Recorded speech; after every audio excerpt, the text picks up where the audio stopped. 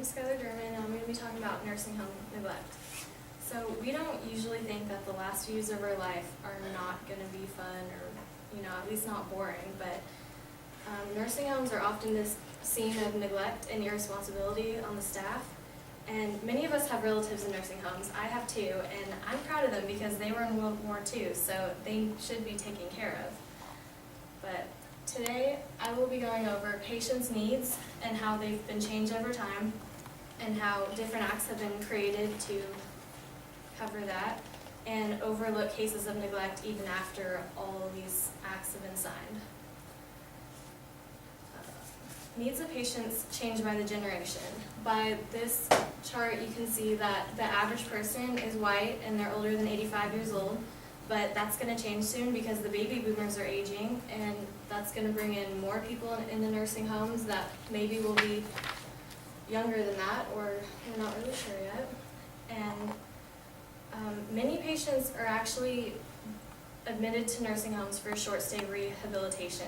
So that means like they broke a hip and they went in there just for a few months, but sometimes they're left really injured and they have to stay there.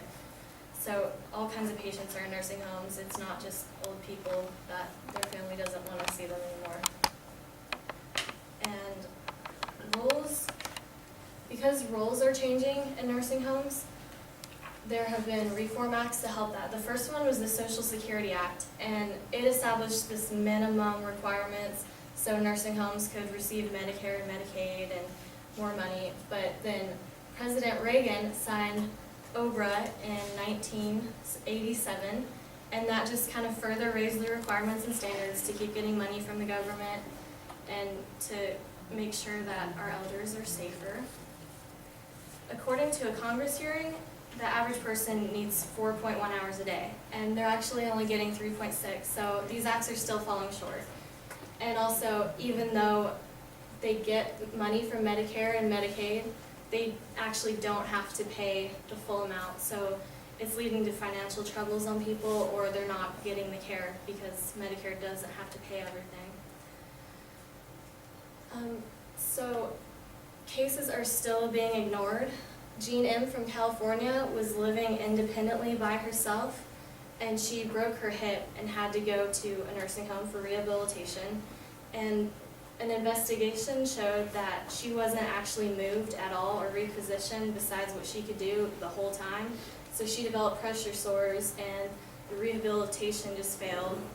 So within a few months, she couldn't leave the nursing home. She couldn't live independently. But there was no fines or punishments on that nursing home. QT from Arkansas was having swallowing problems. He couldn't eat or drink that easily by himself, so his family couldn't take care of him, so they admitted him to a nursing home. The doctor actually ordered nurses to administer tests and things to try to help him be able to swallow better, but they actually didn't even administer any tests. So his health just gradually went downhill, and he actually died unnecessarily because the nurses didn't do their job. And so nursing homes have changed over time, and their requirements have changed over time, but the responsibility and accountability of nurses have changed very little, and as you can see, so don't be too eager to dump your parents in a nursing home because you don't know what's going on behind closed doors. It can be very expensive, and trying to stall. So QT, he died in the nursing home so he was only 58 when he died, and obviously that's really young to even have swallowing problems, but